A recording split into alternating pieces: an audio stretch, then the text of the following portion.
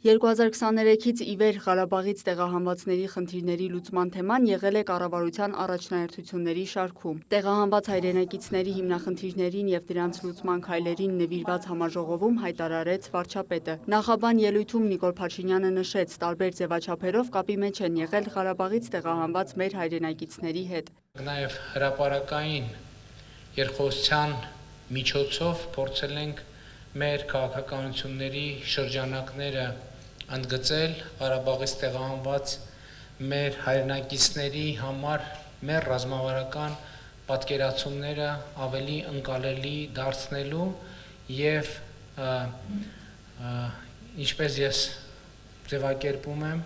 Հայաստանում տնավորվելու թեմայի վրա առավել մեծ կենտրոնացվածություն ցուցաբերելու նպատակով։ Կարևոր համարելով հարցի քննարկման այս ձևաչափը, վարչապետը հույս հայտնեց, որ քննարկման արդյունքում կտեսնեն ինչպես են իրենց կայացրած որոշումները արտահայտվում իրականության մեջ և կվերցնեն անհրաժեշտ տեղեկատվություն լրացուցիչ մտածելու համար։ Մեր հայրենակիցներին պետք է օգնել ստանալ Հայաստանի Հանրապետության քաղաքացիություն, տնավորվել և հարատև իրենց ու իրենց ընտանիքների ճակատագիրը կապել Հայաստանի հետ, նշեց երկրի ղեկավարը։ Տեղեկացրեց 2023-ից ի վեր պետբյուջեից տարբեր ծրագրերով շուրջ 145 միլիարդ դրամ է հատկացվել մեր հայրենակիցների կարիքները հոգալու համար։ Համոզված ենք, որ մի մասը հստակ և հասցեական տեղ է հասել, գուցե այդ հասցեականությունը տեղ-տեղ լինի ոչ ամենաբարձր ճշգրտության։ Նիկոլ Փաշինյանի խոսքով հազարավոր ընտանիքներ օգտվել են բնակապահովման ծրագրից, ինչը նշանակում է, որ իրենց ներդրած մեխանիզմը գործում է։ Եթե մի հոգի լիներ, կասենք դե մի հոգին ոնց է լրնի գլուծել այդ հարցը 2-3, եթե 1000 և ավելի մարդ փաստացի իրականացրել է,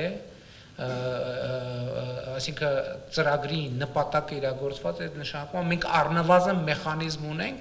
որի լավարկումը միշտ էլ օրակարգում է, բայց այնուամենայնիվ գլոբալ առումով այդ մեխանիզմը կա, և ես կարծում եմ, որ մենք կարող ենք նաև արձանագրել, որ մի կողմից այս թիվը լավ է մեխանիզմի առումով, մյուս կողմից մեզ անհանգստացնում է, որովհետև մենք ուզում ենք, որ ավելի մեծ ծավալներով այդ ամեն ինչը տեղի ունենա։ Երկրի ղեկավարի խոսքով նախկինում կային շահարկումներ, որ առաջիկայում ընտրություններ են և կառավարությունը քաղաքացիություն ստանալու գործընթացը երկարաձգելու է։ Բայց հիմա ընդհակառակը մենք անհանգստացած ենք, որ ծավալները քիչ են։ Իհարկե, այս ընթացքում նաև մարզային այցերի ընթացքում եղան դեպքեր, երբ կոնկրետ անձինք ասում էին, որ ինչ-որ խնդիրներ կան, բայց դրանք փաստաթղթային ենթադրում եմ խնդիրներ են, կամ գուցե կառուցակարգային խնդիրներ կան, որոնք մենք չենք նկատել և չենք լուծել, բայց դա պատահում է նաև անձնագիր փոխելու կամ այլ պրոցեսների ընթացքում։ Համաժողովի ընթացքում նախարարները ներկայացրին Լեռնային Ղարաբաղից բռնի տեղահանված մեր հայրենակիցների համար իրականացված ծրագրերը։ Աշխատանքի և սոցիալական հարցերի նախարարը նշեց, կարևորագույն խնդիրը բնակարանային ապահովումն է, որից բխում են մնացած ինտեգրացիոն գործընթացները։ Արդեն ունենք հաստատված 5093 հայտ և իրացված 2239 հավաստագիր։ Եվ եթե թվով նաև թվի վերածենք, թե մոտարպես քանի հոգու է վերաբերում, կարող եմ ասել, որ միջին ընտանիքի չափը 5 հոգի է այդ իրացված հավաստագրերով։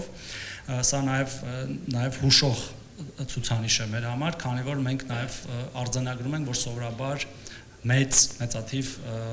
ընտանիքի անդամներ ունեցող ընտանիքներն են կարողանում ավելի հեշտությամբ իրացնել հավաստագրերը։ Ղարաբաղից տեղահանված 34576 անձ ստացել է Հայաստանի Հանրապետության քաղաքացիություն, տեղեկացրեց ներքին գործերի նախարարը, նշեց նախորդ տարվա համեմատ այս տարի դիմումների թիվը ավելի մեծ է։ Եթե անցած տարի առաջին կիսամյակում ընդամենը 4000 դիմում ենք ստացել, միայն այս տարվա 2.5 ամսվա ընթացքում 5000-ից ավելի դիմումներ ենք ստացել, ինչը նաև խոսում է, այսպես ասեմ, ձեռքսեղման մասին, որովհետև մեր հանձնարարությունը նաև կիսվում է ձեր կողմից եւ ավելի մեծ տեմպերով ենք ստանում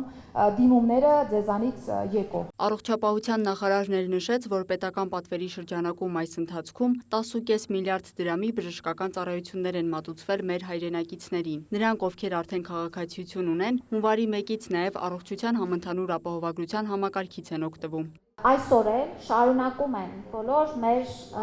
հայրենակիցները, ովքեր դեռ քաղաքացիություն չունեն, օգտվել պետական պատվերի ողջ ծավալից, եւ ես ուզում եմ ընդգծել, որ սա շարունակվելու է մինչեւ որ եռամյա շրջափուլը մենք ավարտենք եւ ամբողջապես ներդնենք ապահովագրական համակարգը, իսկ մեր, ինչպես նշեցի,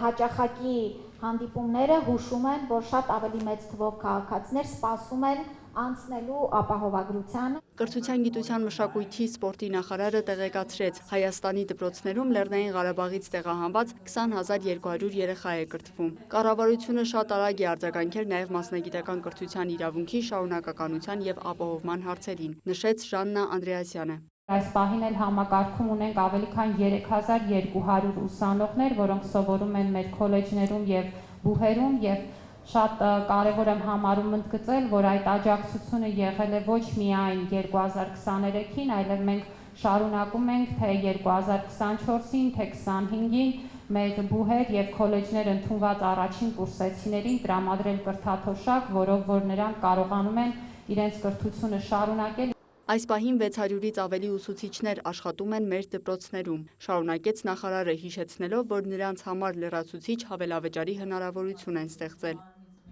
Ելույթներին հաջորդեց հարց ու պատասխանը։ Հարցերը հիմնականում անհատական էին, սակայն կային նաև համակարգային խնդիրների առնչվող հարցեր։ Մեր հայրենակիցներից մեկը տեղեկացրեց, որ աշտարակում 3000-ից ավելի տեղահանված է ապրում, մոտ 1000 ընտանիք, սակայն քչերն են սերտիֆիկատով տուն ձեռք բերել։ Պատճառը նա է, որ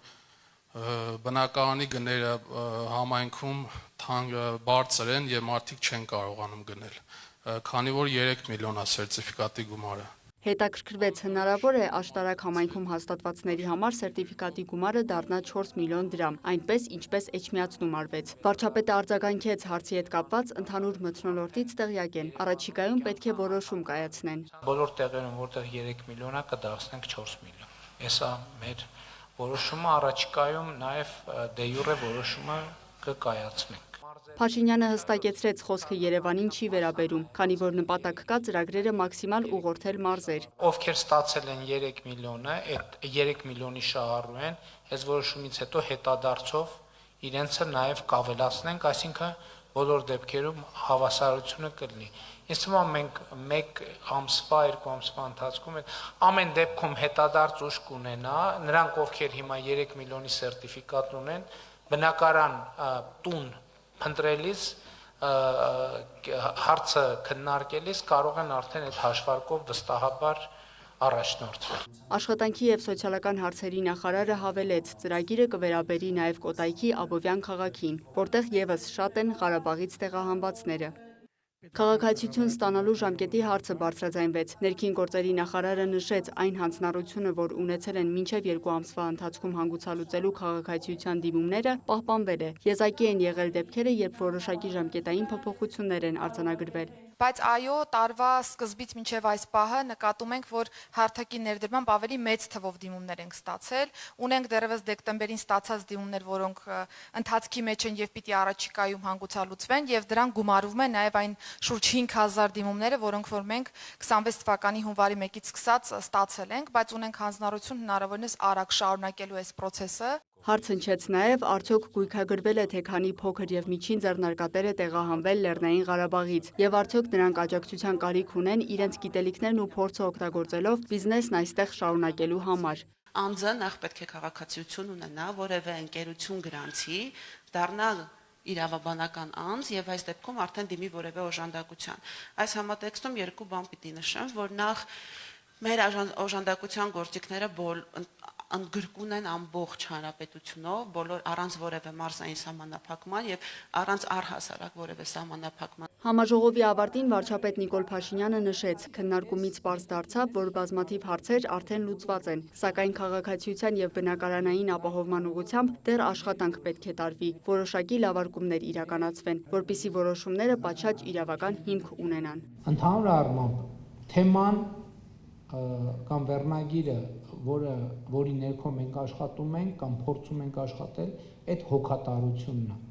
Հոգատարությունը, այո, Ղարաբաղից տեղահանված մեր քույրերի եւ եղբայրների նկատմամբ, բայց նաեւ այդ հոգատարությունը ունի կոմպոնենտներ։ Մենք մյուս պաշտոնյաների նկատմամբ էլ, ովքեր այդ որոշումները կայացնում են, պետք է հոգատարություն ցուցաբերենք։ Եվ այս հոգատարության կարևոր կոմպոնենտը որոշումների հավասարակշռվածությունը։ Այս նյուանսն էլ պետք է հասկանանք, քանի որ բաց խոսում ենք, մենք նաև ուզում ենք այնպիսի որոշումները հավասարակշռված կայացնենք, որպեսզի այդ որոշումների շուրջ նեգատիվ չձևավորվի ոչ Ղարաբաղի մեր հայրենակիցների, ոչ նախկինում արդեն Հայաստանի քաղաքացիություն ունեցող եւ Հայաստանում ապրող հայրենակիցների շրջանում։ Վարչապետի խոսքով սա շատ նուրբ եւ կարեւոր հարց է։ Մենք կարող ենք ասել, այո, Ղարաբաղից տեղահանվածներին էս ամեն ինչ, բայց նաև պետք է այդ սահմանը շատ նուրբ է, որպեսզի հանկարծ, որովհետև եկեք արձանագրենք Հայաստանում հազարավոր, տասնյակ հազարավոր մարդիկ կան, ովքեր բնակարանի խնդիր ունեն, եւ մեզնից էլի նույն ձևով ակնկալում են, որ մենք իրանց համար էլ ծրագիր անենք։ Ըստ վարչապետի բոլոր որոշումների մեջ հավասարակշռությունը պահելը կարևոր է։ Նաև կարևոր է, որ որոշումները խոսույթները չհակասեն կառավարության արտաքին եւ տարածաշրջանային քաղաքականություններին։ Մենք այսօր Ադրբեջանի հետ հաստատել ենք խաղաղություն։ Եվ մենք չենք կարող կայացնել որոշումներ, որոնք այդ հաստատված խաղաղությունը կխարխլեն, կփլուզեն, մեզ կվերադարձնեն կոնֆլիկտի տրամաբանության մեջ։ Եվ մենք կներեք էլի ձեր նկատմամբ ունեցած հոգատարությունն է, մենք մեզ թույլ չենք տա ձեզ Հայաստանի Հանրապետությունում պահել հազար ներողություն այդ բառի համար պատանդի կարգավիճակում։ Ըստ Փաշինյանի ամենաբարդ բանը մարդու համար անորոշությունն է, թե ինչ է լինելու վաղը։ Մենք դեգերումներին պետքա վերջ տանք։ Մենք պանդխտությանը պետքա վերջ տանք։ Մենք ունենք դուք ունեք պետություն։ Դուք ունեք պետություն եւ այդ պետությունը Հայաստանի Հանրապետությունն է։ Եվ մենք այսօր ուզում ենք մեր ամբողջ ռազմավարությունը հիմնվում է դրա վրա, որ դուք տնավորվեք բառից եւ ֆիզիկական եւ հոգեբանական իմաստով Հայաստանի Հանրապետությունը։ Եվ մենք իրար հետ մեր այս պետությունը, որը մեծ բարեբախտություն է մեզ համար, հայ ժողովրդի համար։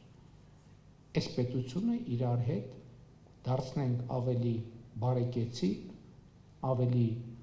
ապահով, ավելի անվտանգ եւ ի վերջո մենք կարողանանք եւ մենք այսօր իմ գնահատմամբ կարողացել ենք գոյատևման տրամաբանությունից դուրս գալ զարգացման եւ բարեկեցության տրամաբանություն, խաղաղության տրամաբանություն։ Եվ ես կարծում եմ, որ մենք պետք է կենտրոնանանք հենց այդ խնդիրների լուծման վրա։ Ամփոփելով խոսքը վարչապետը շնորհակալություն է հայտնել քննարկման համար, նշել, որ բարձրացված հարցերի ուղղությամբ աշխատանքներ կիրականացվեն։ Լիանա Խաչատուրյան, Դավիթ Մաչկալյան, լուրեր։